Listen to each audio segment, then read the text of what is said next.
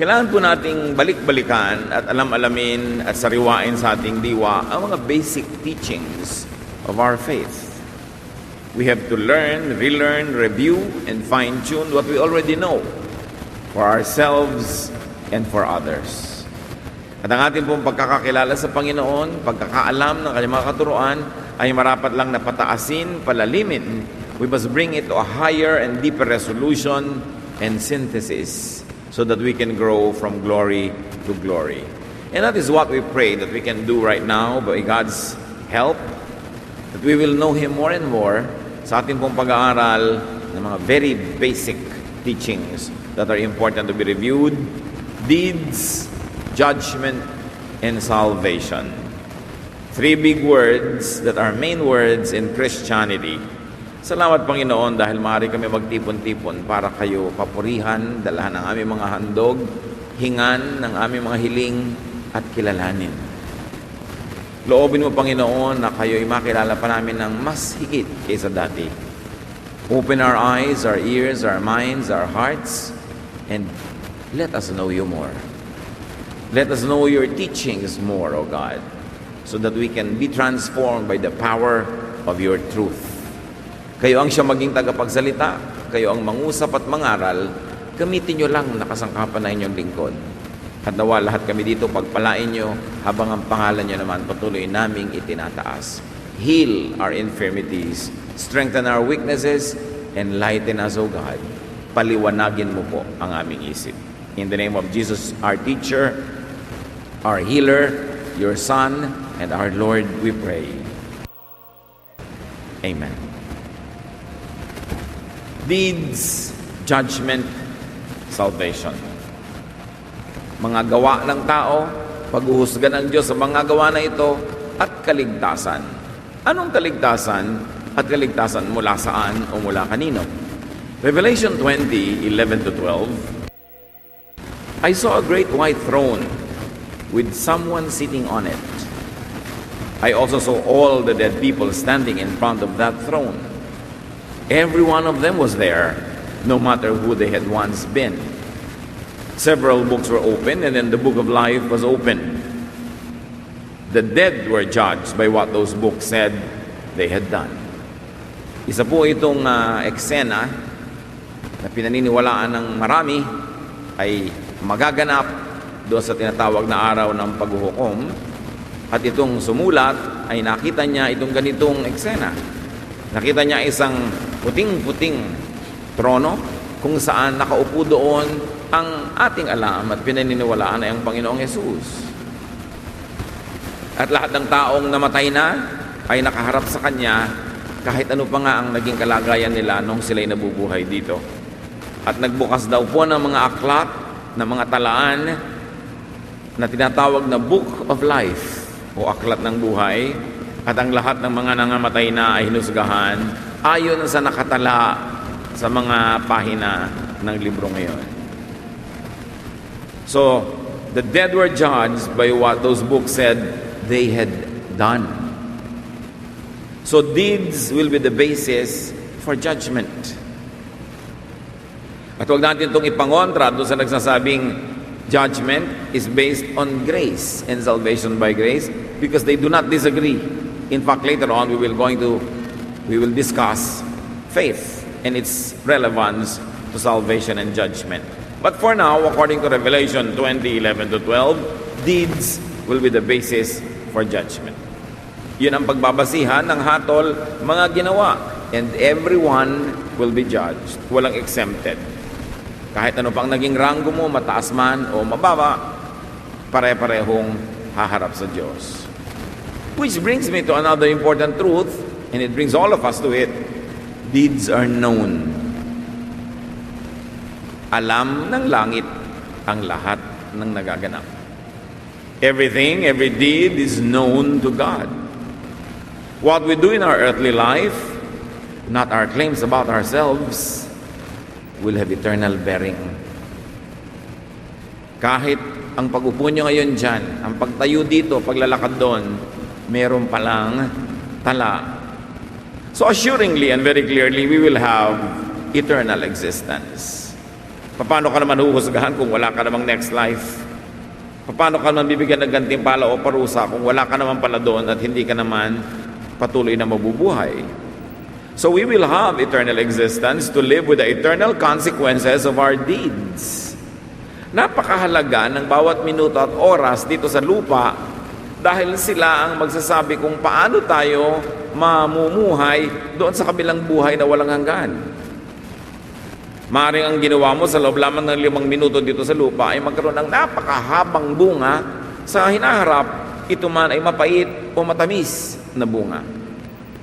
Ecclesiastes 12:14, God will judge everything we do, even what is done in secret, whether good or bad. So deeds are measured and judged. Lahat pala ng ginagawa natin ay may katumbas na tatak, good or bad. Nagluto ka kanina, nagpakain ng iyong mga mahal sa buhay, good ba yun o bad? Nagtaksil ka sa iyong asawa kagabi, good ba yun o bad? Nang intriga ka ng mga manggagawa ng church, pinag-away-away mo sila, good ba yun o bad? Late ka sa Sunday school, whether as teacher or student, good ba yun o bad? Hindi ka nag-practice ng kanta mo, nasa choir ka, good ba yun o bad? Lahat may value. Namlansya ka ng lukot-lukot, namlansya ka ng maganda, good ba yun o bad? So napakahalaga mga kapatid na meron tayong eternity mindset, that we are aware, that we are conscious, that everything we do is labeled. So do many, many, many good things, especially in secret. Because Jesus says what you do in secret, the good things you do in secret will be rewarded specially by God. So gumagawa ka ng mabuti sa kapwa, hindi mo na kailangang ipaalam na ikaw yung gumawa. Kung pwede kang magpadala ng regalo, ng tulong sa nangangailangan, hindi na kailangang malaman pa sa'yo ng galing, mas mainam.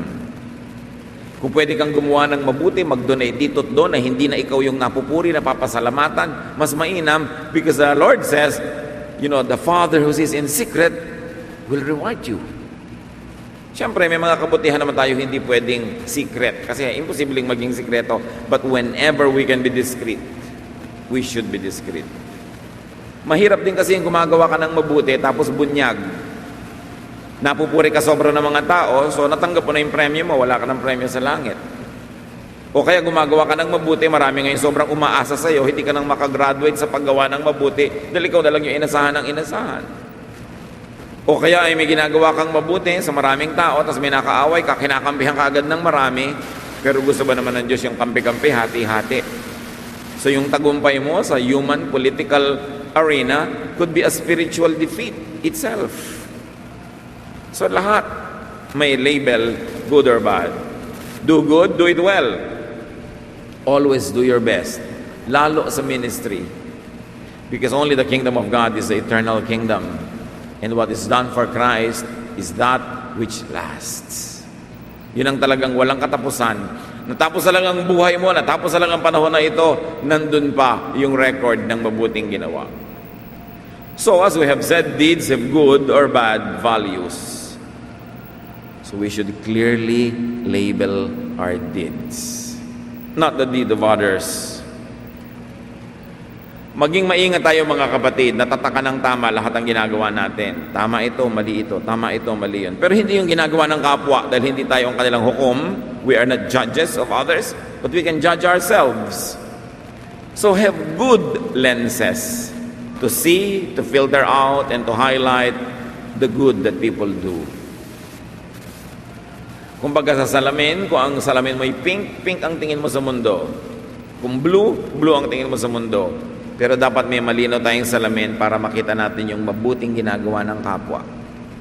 Hindi yung nakikita lang natin yung hindi mabuti. May ginawang siyam na mabuti, may ikasampung hindi mabuti. Ang matatandaan mo na lang yung ikasampu na hindi mabuti. Kailangan tinitingnan din natin yung batting averages of people.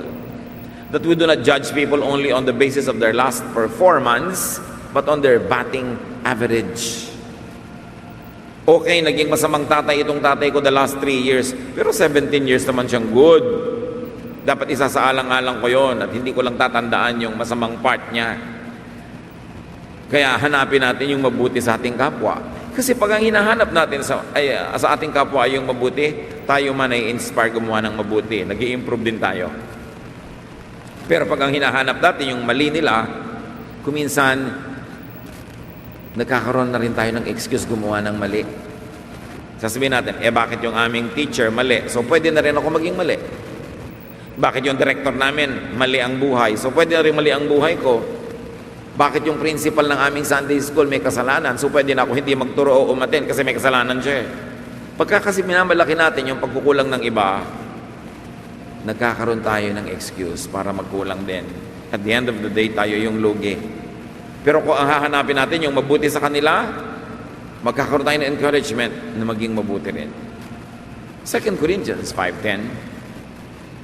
After all, Christ will judge each of us for the good or bad that we do while living in these bodies. So yun pala magiging basihan ang paghukom ng Panginoon. Yung ginawa natin habang nabubuhay daw tayo sa mga katawang ito. Ibig sabihin lalo na may buhay pa pala tayo sa labas ng katawan na ito.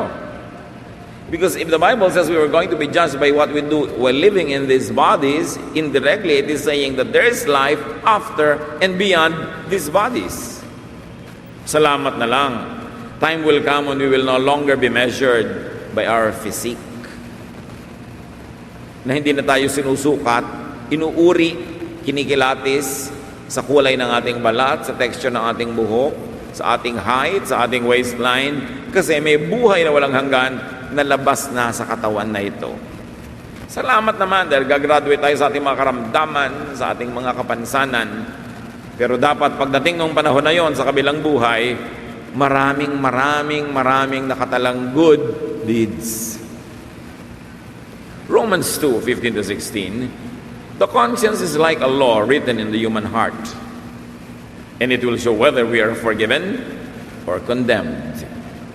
When God appoints Jesus Christ to judge everyone's secret thoughts. So yung konsyensya daw natin ay napakahalaga kasi factor yan para tayo mahusgahan.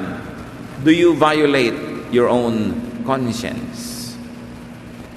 When you use your own conscience to judge yourself, will you be found good or bad? Yung alam na alam ng budhi mong maling ginagawa, tapos gagawin mo, you are condemning yourself because your conscience condemns you. Your conscience will also justify you if what you are doing is good in accordance with your conscience. However, a word of caution.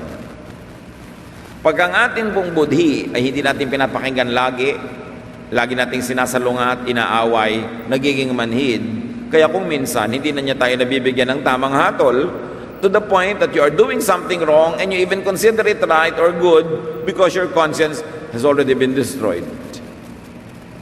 Kaya ang konsyensya ay laging nililinis, sinuhugasan, pinapatalim, pinapaganda para lagi nitong masabi sa atin ng malinaw, hoy, mali ang ginagawa mo. Ako ang iyong konsyensya. Pero pagka hindi ka na nasasabihan ng gano'n ng konsyensya mo, baka siya ay naitali mo na, natakpan, natabunan, wala ng boses. Kaya mahalaga, laging nakikinig sa budhi. Kasi pag hindi, namamalat din siya at napipipi. Importante na ang lagi natin sinasabi, yung budhi ko ba nakasunod sa turo ng Diyos? Yung bang ikinoconsider kong masama, yun nga ang sinasabi ng Diyos na masama. O baka naman, sobra din ako nagigilty. Nabubuhay ako sa guilt kasi yung budhi ko, sobrang na-condition to feel guilty about things I should not feel guilty about anyway. Dalawang pwede pong mangyaring damage sa budhi. One, magasgas, mapipi, mamalat. Dahil laging sinasalungat. O kaya meron namang budhi na allergic sa lahat ng bagay. Hypersensitive. Na-offend, nasasaktan kahit hindi naman dapat. Kasi yung pala siya ay nakondisyon na ng maling turo to feel bad about things that are not really bad, but were only conditioned and drilled into his brain to be bad. Kuminsan po may makakounsel tayo mga tao na ang bigat-bigat ng kanilang damdamin kasi guilty. Hindi naman dapat mag-guilty. Merong isang ginang, guilty po ako, pastor. Bakit? Kasi po yung mga anak ko, mga birthday nila, mga graduation nila, mga mahalagang moments sa life nila, wala ako bilang ina. Bakit? Pabaya ba kayong ina? Hindi po kasi po OFW ako OFW ka pala, ba't ka mag-guilty? Kaya ka nga wala sa inyo para kumita ka, para makapag-birthday yung anak mo, makapag-enroll, gumraduate. Isa lang naman yung katawan mo, pwede bang nagtatrabaho ka doon, tapos present ka rin sa mga party niya at mga event? So yung pagka-guilty mo, hindi mo dapat ika-guilty. Na-condition ka na lang ng lipunan to feel guilty. Maybe you say, I long to be with my child, but you don't say, I am guilty, because you are doing something for that very child. Meron mga sobrang guilt. May mga ambabait na mga asawa na kahit may lagnat, babangon, maglalaba, mamamalansya, magluluto. Dahil nagigilty sila kung hindi nila gagawin yon. Pero, may sakit ka naman, magbakasyon ka naman, hindi mo kala ikagilty yan. So, hindi po lahat ng kinakagilty natin, tamang ikagilty. Meron naman na dapat guilty ka na hindi ka pa nagigilty. So, ang konsyensya, laging inilalapit sa Espiritu ng Diyos para maging tama ang kanyang mga hatol. Going back to the judgment of deeds, nalaman natin at nasuri at na-review pa nga, thoughts have negative or positive values. Hindi lang mga gawa, pati ang ating iniisip, lihim na iniisip, ay hahatulan. Marami mabait sa gawa, pero yung thought hindi. May mga thoughtful, pero yung pala nagtatanim lang para may mahingi, makabawi, para gumanansya siya. So, watch and control your thoughts. God sees not only the action, but also the thought and the motivation behind it. If people would be judged according to their deeds and thoughts, what would happen to them? They would be found guilty. Pakaisipin natin, kung tayo talagang hahatulan sa lahat ng iniisip at ginagawa natin, di ba, magiging guilty tayo? Romans 3:23, all of us have sinned and fallen short of God's glory. Tabla-tabla lang, pare-pareho lang tayong kinakapos at minsan hindi nakakaabot sa kaluwalhatian ng Diyos. Guilty ang lahat. James 2:10, if you obey every law except one, you are still guilty of breaking them all. Again, guilty, Your Honor. Romans 3:10, the scriptures tell us, no one is acceptable to God. Which brings us to a major truth. Everyone is guilty. Therefore, everyone will be condemned. Walang makalulusot pag hinatulan ng Diyos base sa gawa, base sa iniisip. Sure enough, may mga kabutihan tayong ginagawa at iniisip, pero ang dami ding hindi mabuti. At sabi, if you break one, you break all. Ang label pa rin sa'yo, sinner. Kahit isa kang kumot na puting-puting busilak na busilak, pero nagkaroon ka ng dumi sa sulok, sa gitna, sa gilid, marumi na ang tawag sa iyo o sa akin. So, paano yun? What is the way out? How could people be saved from their own guilt and their own conscience? Not to mention, how could they be saved from the very standard that is clearly written in God's Word? That brings us to Jesus. Bumalik din kay Jesus, yung nakaupo sa trono na naguhusga. Because that judge is also the Savior. What is the relevance of Jesus to all this? John 1:29. The next day, John saw Jesus coming toward him and said, "Here is the Lamb of God who takes away the sin of the world." Si John the Baptist, maraming followers. Pero nung dumaan si Jesus, sabi niya, yan ang tunay na Lamb of God, tupa, kordero ng Diyos. na nag-aalis ng kasalanan ng sanlibutan. Remember, hindi sinabing took away the sins na marami, kundi sin, parang hair, water, rice, hindi naman binibilang, collective. Ibig sabihin, ang lahat-lahat is counted only as one at yan ay inaalis, kinukuha ni Jesus. It brings us to a major teaching. Jesus takes away people's sins. Paano yon? Ang ginamit na description sa kanya, lamb, tupa. Yung mga tao po nung araw sa Old Testament, naniniwala na yung mga kasalanan nila, pwede nilang ilipat sa tupa. Na pagka merong isang mahalagang fiesta, kukuha sila ng isang hayop, hahawakan nila yun sa ulo, o ang priest hahawak sa ulo nun, kinakatawan ng lahat ng taong sa dami, hindi naman pwedeng humawak lahat. Pero sa paghawak nun sa ulo ng hayop, inililipat ang kanilang kasalanan sa hayop. At yung hayop ngayon ay papatayin, sasaksakin, dadanak ang kanyang dugo, siya'y susunugin, at magiging offering, at ang paniniwala nila, bayad na ang kanilang kasalanan. At ang tawag ni John kay Jesus, siya ang tunay na tupa na yon. Nalilipat sa kanya ang kasalanan ng sino mang hahawak sa kanya. Parang yung babaeng dinudugo na may sakit, na paghawak niya sa laylayan ng damit ni Jesus, lumipat sa kanya yung kabanalan ni Jesus, kalinisan at kagalingan, at siyempre, inilipat niya kay Jesus yung kanyang sakit, at si Jesus ang nagbayad.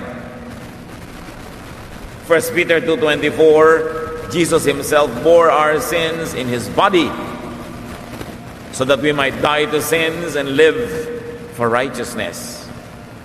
By His wounds, you have been healed. So talaga daw na dinala, inangkin, binitbit, tinanggap ni Jesus sa kanyang katawan ang kasalanan nating lahat. At dahil siya'y nagkasugat, tayo ang gumaling. Dahil siya'y namatay, tayo ang nabuhay.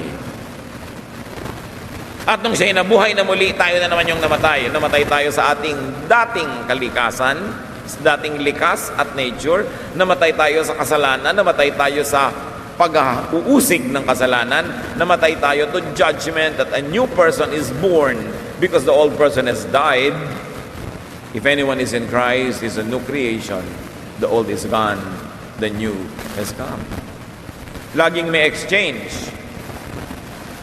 Namatay si Jesus para ka mabuhay, nabuhay siya uli para ka naman mamatay sa iyong dating katawan, sa iyong dating pagkatao. So an exchange is happening. Inako niya. Marami pong magulang, pag may sakit na malubha ang kanilang anak, lihim na nanalangin. Diyos ko, kung pwede po sa akin yun na lang ilagay yung sakit ng anak ko. Ilipat yun na lang sa akin, ako na lang magdadala. I wonder if you have prayed that prayer. But many parents, out of their love for children, pray that. Pero yun ang ginawa ni Jesus. Sabi niya sa Ama, ilipat nyo na lang sa akin ang lahat ng sakit nila. Ilipat nyo na lang sa akin ang lahat ng parusa sa kanilang mga kasalanan. Ilipat nyo na lang sa akin ang lahat ng sugat, ang lahat ng pagdurusa. And Jesus bore our sins in His body. That's why He is our Lamb, the Lamb of God, our Savior. Ngayon, mga parents, bagamat kahanga-hanga, yung ating pagiging handa na kahit dengue, kahit cancer, kahit ibang sakit ilipat sa atin, maligtas lang yung anak natin, pero di nyo na kailangang dalanginin yung dasal na yon kasi pwede nating ilipat kay Kristo. Hindi para siya pahirapan o i-torture, pero siya talaga ang nag-volunteer gawin yon. That's why He is our Savior. Kaya maaari natin sabihin, Lord, You died for my son. You heal my son in Your name. Hindi mo na kailangang akuin kasi inako na ni Jesus. Pero sino man sa ating mga magulang ang nakakaunawa ng gadong damdamin na gusto mong akuin sa awa mo, yun ang ginawa ng Diyos sa atin. Ipinaako sa kanyang anak na si Jesus ang ating mga kasalanan sa awa sa atin. Because if you're going to be judged only by your deeds and your conscience, you will never pass the test. Kaya inilagay kay Jesus. Tulad ni Barabas, makasalanan, kriminal, pero siya ang nakalaya at si Jesus ang napako sa krus. Tayo ang mga Barabas na yon. nakalaya tayo dahil si Jesus ang napako. Kaya siya ang tagapagligtas. Mga kapatid, kung iisipin natin, pagbubulay-bulayan natin yung ginawa ng Panginoong Jesus at ang sakripisyo ng Diyos Ama sa langit na ang kanyang sariling anak ay mapako para sa atin, what is too much to give to God? Meron bang labis, may sobra para isukli natin sa pag-ibig ng Diyos? May paglilingkod ba na sobra naman yan, huwag ka na maglingkod, OA na, may ganun ba? Pwede ba nating higitan ang ginawang paglilingkod ng Panginoon sa atin? Kaya tayo mga tao ay madalas ay maligaw. Minsan nagtatampo lang tayo sa kapwa-tao, pinagtatampuhan na rin natin yung ministry natin. Minsan nasasaktan lang tayo, na-offend, mawawala na tayo sa ating service to God. Pero si Jesus naman, nung nasasaktan sa krus, hindi siya nanaog, itinuloy niya. At napakaliit ng ating naisusukli. At ganun pa man, madalas nagkukulang pa tayo. Bakit? Kasi hindi natin binabalik-balikan yung katotohanan ng sakripisyo ni Jesus para sa atin. Nalilimutan natin yung hirap na kanyang dinanas. Ang minamalaki natin ay mga sarili-sarili nating hirap, ambag, donasyon, kontribusyon, sacrifice. But we go back to Jesus. We go back to the cross. And we will always be inspired to give our best. In spite of who we are, and in spite of our fellow workers in the Lord, we will continue to give God our best. So dahil kay Jesus, tayo ay naging banal. Dahil siya ang inaring makasalanan. Hebrews 10:10-12, so we are made holy because Christ obeyed God and offered himself once for all. Minsan lang para sa lahat. The priests do their work each day and they keep on offering sacrifices that can never take away sins. But Christ offered himself as a sacrifice that is good forever. Now he is sitting at God's right side. Sabi, maraming mga religious ritual ang ginagawa ng mga pare para daw mag-alis ng kasalanan ng sanlibutan, para maging offering. Pero sabi, hindi ito nag-aalis ng kasalanan ng sino man. Pero si Kristo, minsan lang na isinakripisyo ang kanyang sarili, it is good forever. At ngayon nakaupo siya sa kanang ng Ama, ibig sabihin, interceding for us. Nagsusumamo, nakikiusap, at ipinagtatanggol naman tayo mula sa ating mga sariling kalikuan. Jesus takes away the people's sins by being the sacrifice. Religious ritual does not and cannot accomplish this. Hebrews 9:13-14. Tulad ng binabanggit natin kanina, according to the law of Moses, those people who become unclean are not fit to worship God. Yet, they will be considered clean if they are sprinkled with the blood of goats and bulls and with the ashes of a sacrificed animal or calf. But Christ was sinless, and he offered himself as an eternal and spiritual sacrifice to God. That's why his blood is much more powerful and makes our consciences clear. Kanya, ayan, ayon sa utos ni Moses, pag natalsikan kayo, tinalamsikan, winisikan ng dugo ng hayop na isinakripisyo, lumilinis kayo at makakabalik sa Diyos. Pero sabi, lalo naman ang dugo ni Kristo, na hindi lang kayo tinalamsikan at winisikan, kayo'y hinugasang buong buo. Kaya makababalik kayo sa Diyos dahil kay Kristo. This is an all-important message. This is an all-important good news. This is the gospel. What is the bad news? Makasalanan ka, you will be judged. What is the good news? Christ died for your sins. You can be washed by his blood. Isaiah 53:6. All of us were like sheep that had wandered off. We had each gone our own way, but the Lord gave Jesus the punishment we deserved. So sa kanya napunta, para daw tayo mga tupa. Alam niyo, ang mga tupa laging naliligaw, matitigas sa mga ulo, slow learners, and because of that, they always fall, they're always injured. Other beasts bite them and chase them, and they suffer a lot. because of their foolishness. At yan ang ginawang description sa atin. Like sheep, we wander off. Laging naliligaw, laging nawawala, lagi na lang nadadapa, nahuhulog, pinagpipiestahan ng mga kalaban, nilalapa, kinakagat, dinadamage. And then Jesus goes and looks for and finds one lost sheep and carries that sheep on his shoulder. And you are the sheep.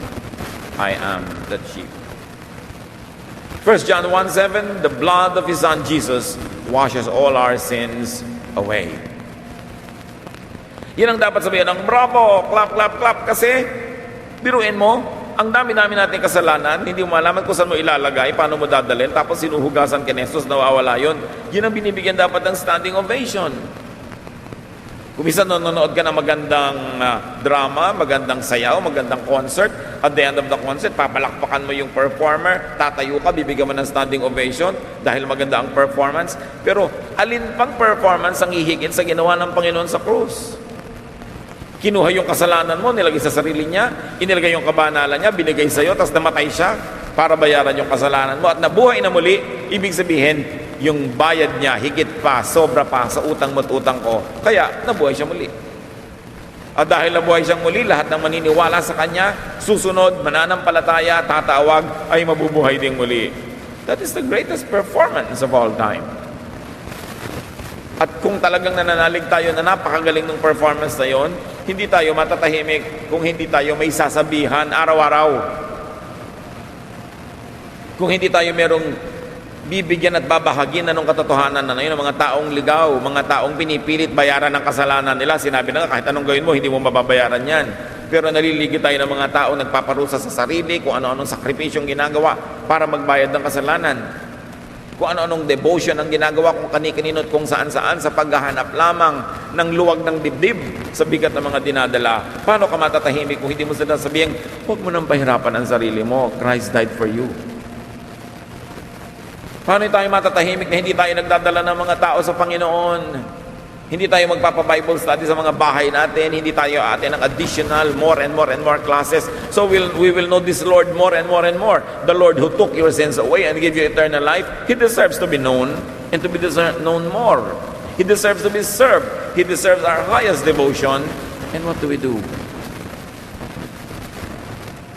Romans 4:5, but you cannot make God accept you because of something you do. God accepts sinners only because they have faith in Him. So nakabukas ang pinto ng Diyos para tanggapin ng sino man. Nag-aakay ba tayo na mga tao papasok doon? Libre naman. Binayaran na ng Panginoon ang lahat. Kung ang mga tunay na nakakaalam ng magandang balita na ito, na may nagbayad na sa kanilang kasalanan, hindi na nila kailangang pagsikapang bayaran, na merong kaligtasan sa pangalan ng Panginoong Hesus, siguro lahat ng mga congregations na nagtuturo ng ganitong biblical truth and reality, umaapaw na dapat sa tao kahit gaano kalaki. Kasi tayo mga nananalig, hindi titigil lang, hindi tayo nagbibit-bit, nagdadala ng mga kaluluwa para maka-attend ng mga salvation classes, maka-attend ng mga Bible study, makatinig ng mga ganito. Paano ka makakatanggap ng isang napakagandang biyaya tapos susuluhin at hindi ipinamamalita? Napakalaki ng pananagutan nung nakakalam ng katotohanan. So now we are saved not by one's deed, but by faith.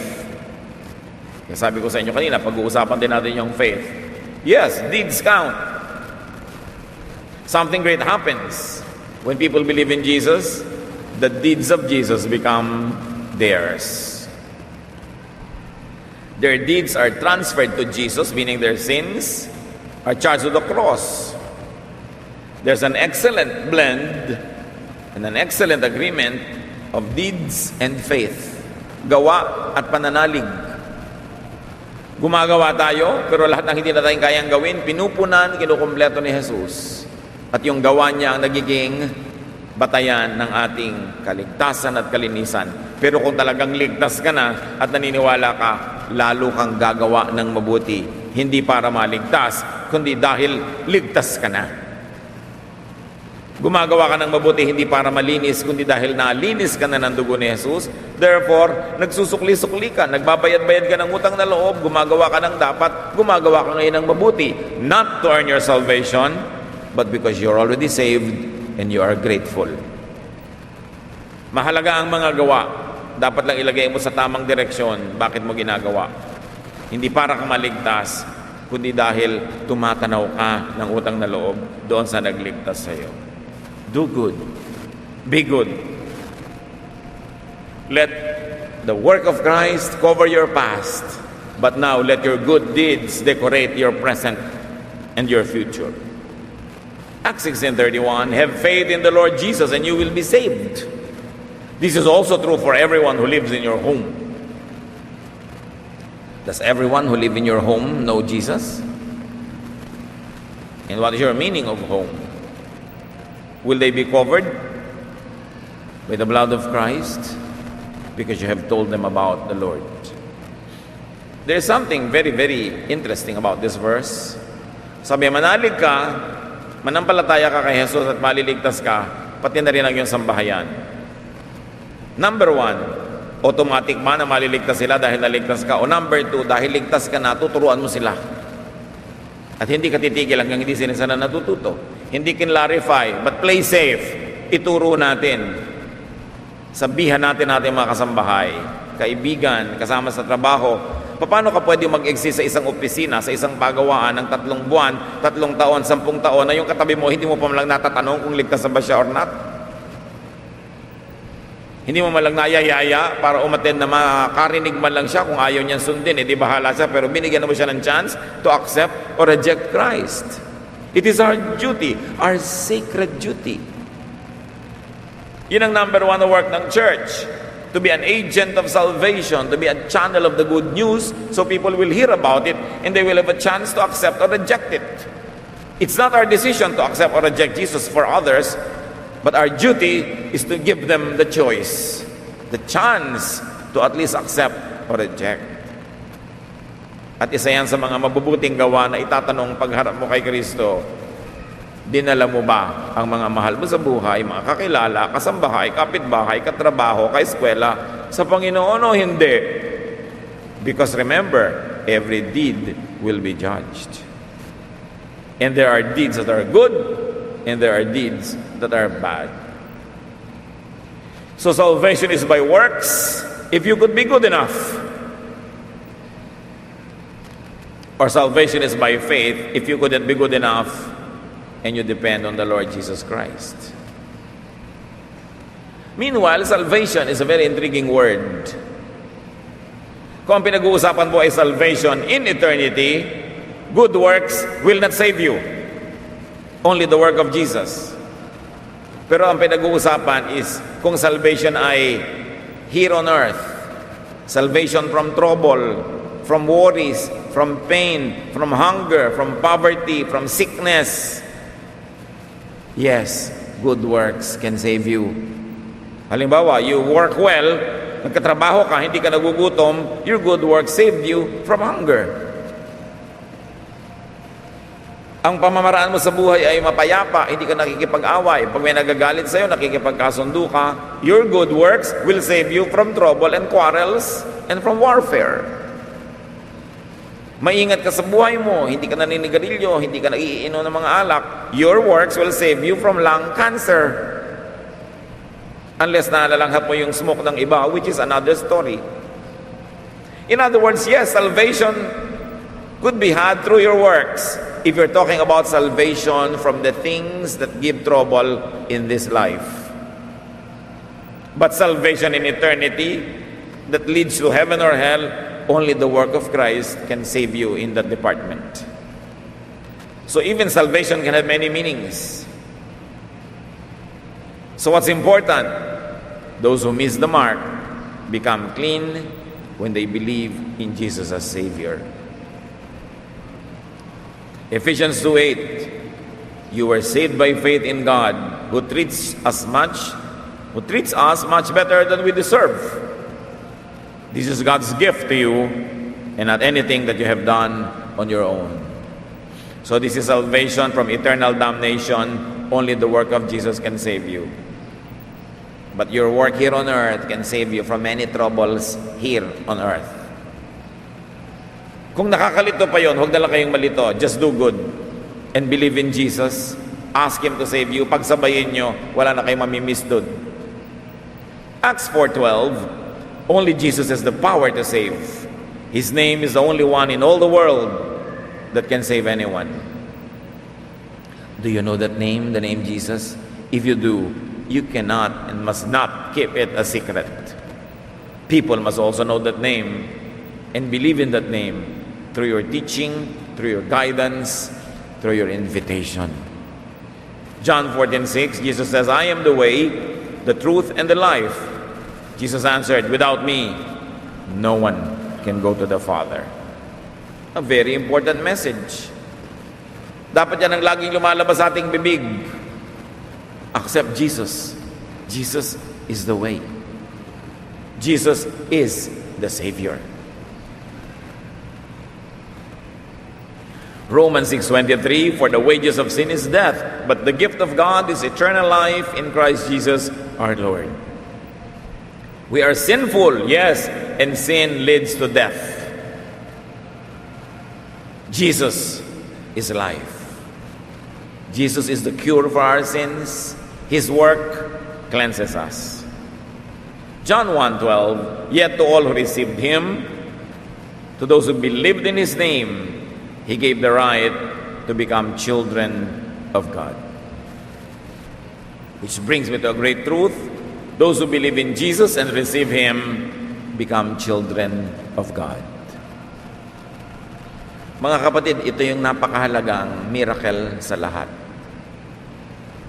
Makasalanan ka, you will be condemned, pero nanalig ka kay Jesus, tumawag ka sa Kanya, a great thing happens. Your faith makes you a child of God.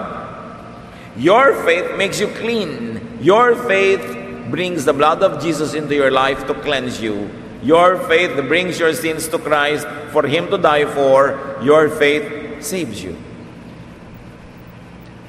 Hindi pinaliwanag sa Bible ang mechanics kung paano nagaganap yon.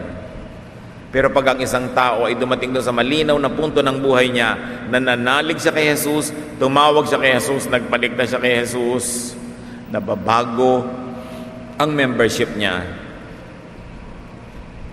Nagiging miyembro siya ng pamilya ng Diyos, nagiging anak siya ng Diyos, nababayaran ang kanyang mga kasalanan, nagiging malinis siya sa tingin ng langit, kahit sa tingin ng tao ay pareho pa rin siya, pero yung pananalig niya ang gumagawa ng lahat ng yon.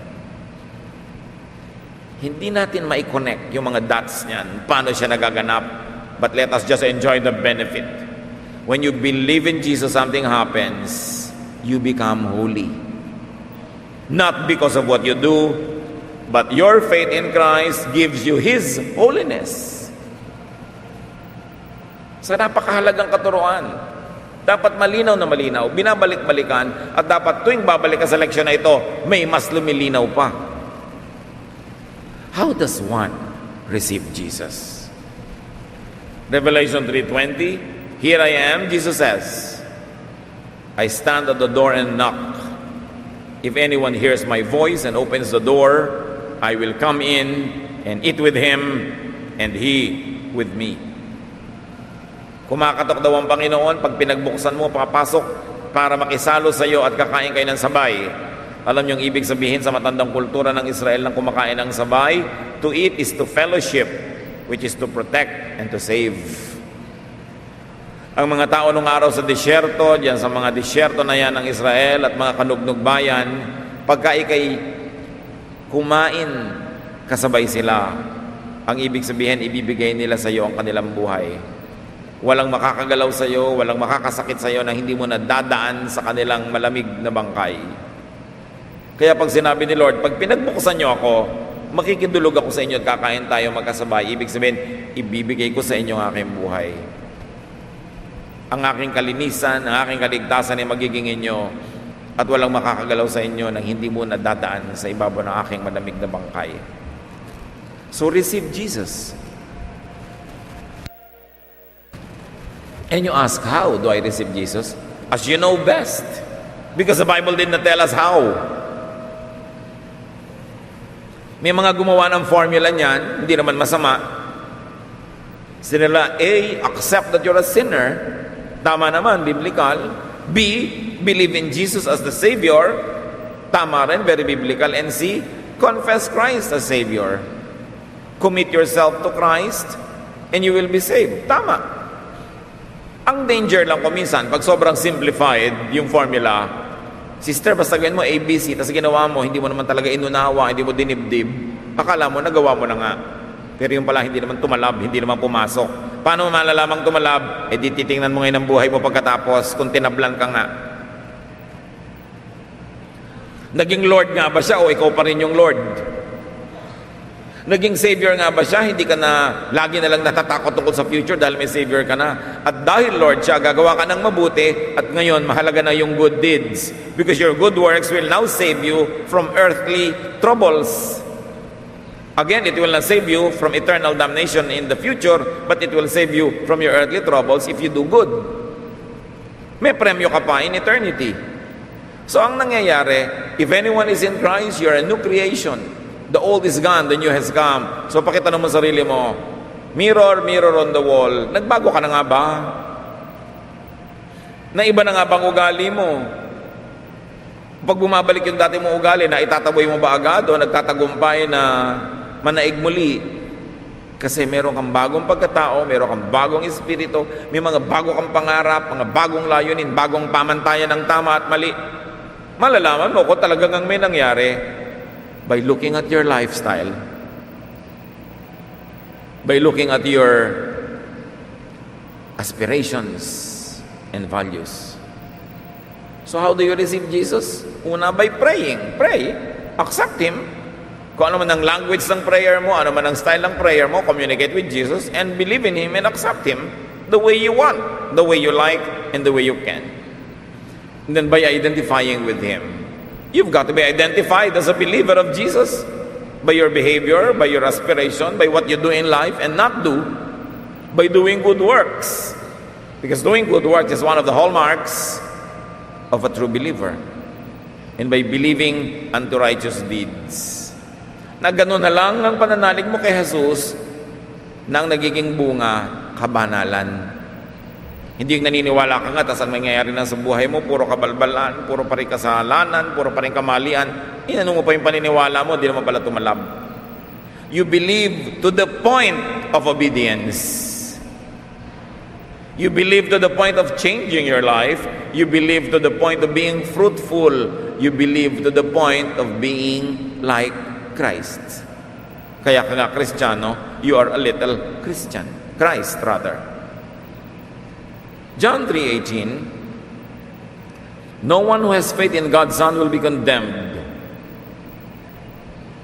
But everyone who doesn't have faith in Him has already been condemned for not having faith in God's only Son. It's everything or nothing. Christ or nothing. Ganun kahalaga. Ganun kalinaw. Hindi dapat malito at hindi dapat ma-delay ang pagtuturo natin sa iba. Because without Jesus, there is no Savior. The Bible teaches us. So the fact of recording and judgment of deeds should affect and inform our day-to-day conduct. Kung conscious tayo mga kapatid, ang bawat ginagawa pala natin ay may tatak na tama at mali, maganda at pangit, at ito ay may parusa o may gantimpala, dapat conscious tayo sa ginagawa natin araw-araw, good or bad ito. Kung ang mga empleyado may 201 file, kung ang mga estudyante may transcript of records, kung ang mga empleyadong nag-a-apply may biodata, in eternity, we have the book of life where everything is recorded. Our own bad records can be erased in eternity by charging them to the cross. Salamat na lang, may ganung paraan. Kasi kung aasa lang tayo sa sarili natin, lagi na lang tayo mabibigo, hindi pa rin kasya. But by charging them to the cross, you get a clean slate, you have a new life, you are a new creation. Our own bad records can be erased here and now by doing good. Yung ngayon, do good. Ma-offset yung mga bad. Sa eternity, yung ginawa ni Jesus ang pang-offset doon sa maraming bad na ginawa natin. But here and now, our bad deeds can be erased by forgiving others. Tanong ng iba, patuloy pa rin po ako nagkakamali, nagkakasala, paano ko buburahin? Simple lang, patawarin mo rin yung nagkakasala, nagkakamali sa'yo. Yun ang pambura. Matthew 6:12-15, forgive us our debts, as we also have forgiven our debtors. And lead us not into temptation, but deliver us from the evil one. For if you forgive men when they sin against you, your heavenly Father will also forgive you. But if you do not forgive men when they sin, your Father will not forgive your sins. Sabi, pag nagpapatawad ka sa iyong kapwa, pinapatawad ka rin ng Ama. Ang kabaligtaran nun, kung di ka nagpapatawad sa iba, hindi ka rin patatawarin ng langit. Alam na natin mga kapatid, lahat tayo may nagagawang mali araw-araw. Laging kailangan nating mapatawad. Anong paraan? Sigurado may gumagawa din naman ng mali sa'yo araw-araw eh. Buti na lang, may mapapatawad ka tuloy para mapatawad ka rin. So pag may gumawa sa'yo ng mali, ay salamat Lord, papatawarin ko siya. O, pamanos na po, napatawad niyo na rin ako. Ganon. Ganon kasimple.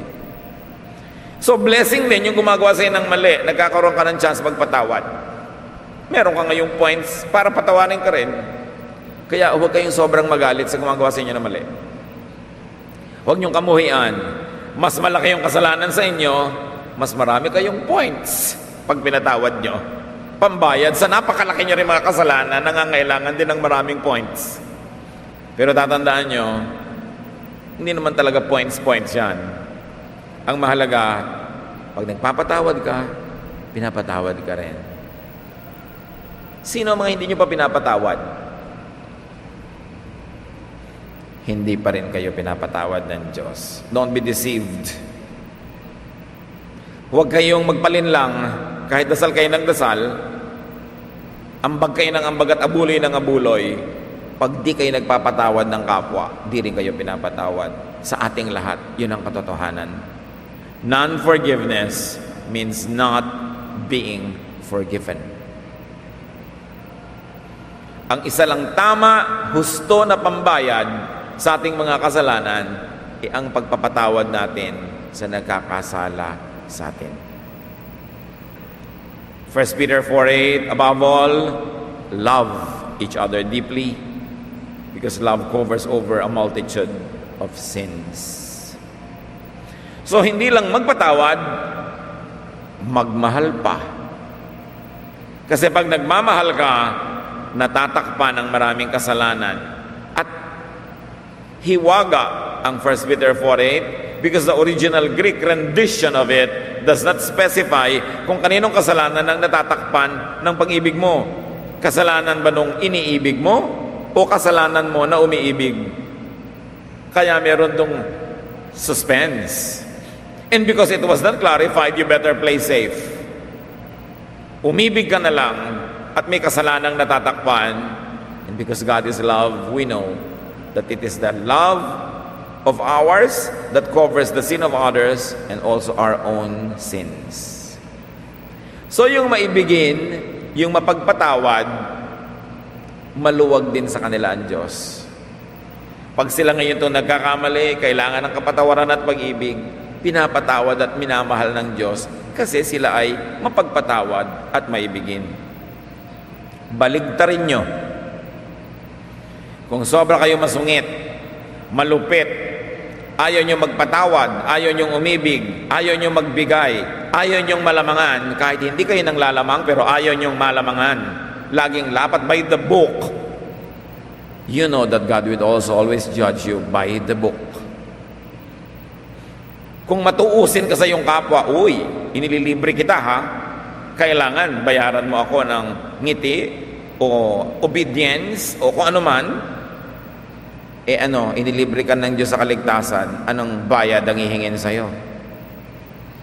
The measure you give is the measure you get. God remembers that we are dust. We cannot pretend that we are perfect. Nagkakamali tayo. Bagamat we are not sinless, but we should sin less and less. But still we will commit sin. And what is your only way and consolation and comfort? When people commit sin against you, you have an opportunity to forgive them. Therefore, you have an opportunity to be forgiven by God also. So, nagiging blessing. Kaya sabi, we bless those that curse us. We don't curse back. We return good for evil. Why? So that God will also return good for your own evil. Kung paano mo sinusukat ang iyong kapwa, ganun ka rin susukatin ang langit. Kung palatuos ka sa kabutihang ginagawa mo sa kapwa, tinutuusan ka rin ng Diyos. Kung ayaw mong palamang, hindi rin palalamang sa iyo ang langit. Kung ikaw'y mapagbigay, mapagbigay din ng Diyos. The measure you give is the measure you get.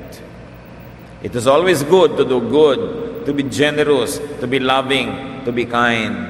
Wala kang kalugihan doon. Kasi yun ang mga qualities ng Diyos at yun ang qualities na mahal niya. Our own bad records can be erased here and now by loving others. Love. You cannot go wrong. When the theological, philosophical, and theoretical frames are too much or bothersome for you, just love. Sabi mo, hindi ko lang po maintindihan yung mga theology na yan eh. Hindi ko na nga maintindihan yung grace na yan, salvation by faith o by works na yan. Nalilito na nga po ako sa kung ano-ano mga sinasabi ng mga marurunong. Huwag ka na nang malito. Ganito na lang. Think good thoughts. Pag may pumapasok na maruming kaisipan, palayasin mo. Pag may nag-iisip na masama, alisin mo. Yun, hindi mo na kailangan ng karunungan at talino. Basta, huwag kang magpatira ng masasamang isipin sa utak mo. Magpalayas ka ng masasamang isip, patirahin mo doon good thoughts. Walang theology kailangan doon. 2, do good. Siguro naman napakadali na nun. Basta gumawa ka na lang ng mabuti. Sumukli ka ng mabuti, piliin mo yung mabuti. And love. Yun lang. Think good, do good, love. And let God take care of the rest. Huwag na tayong magpalito sa mga theology, sa mga maraming pagtatalo, sa mga matataas na usapin.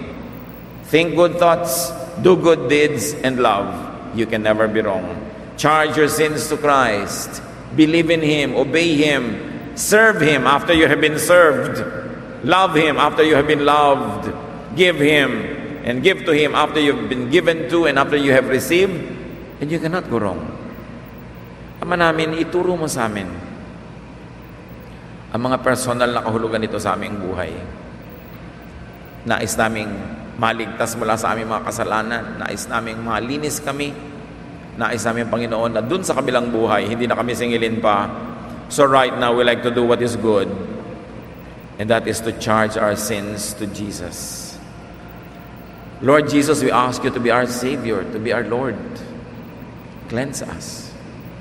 Habang lahat ay nakayuko at nananalangin ng taimtim at tahimik, nais kong may mga ipanalangin. Sino man sa atin ngayon ang narito, hindi kayo sure kung na iligtas na ba kayo ni Jesus.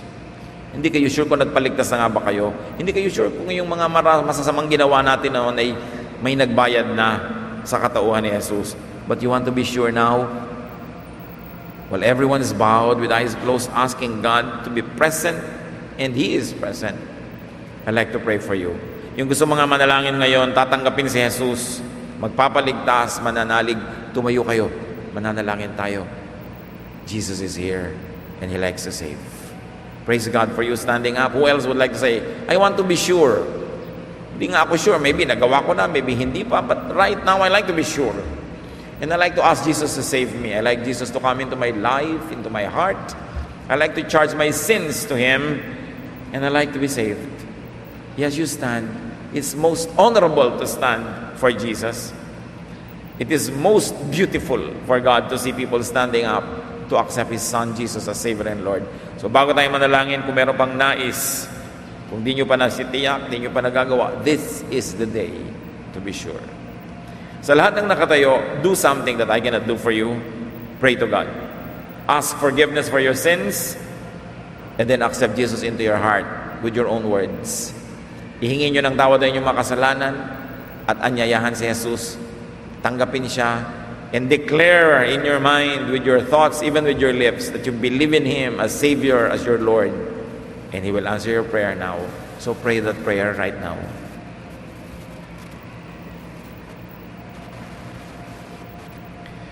No amount of words, O God, can say what we want to say.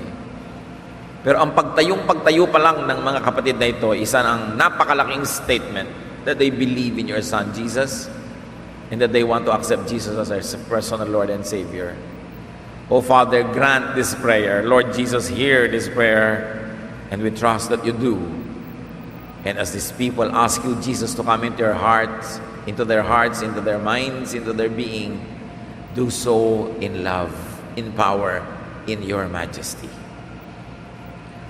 Kayo na mga tumayo, tumatanggap sa Panginoon at nananalig, tanggapin nyo ang Espiritu ng Panginoong Hesus sa inyong puso.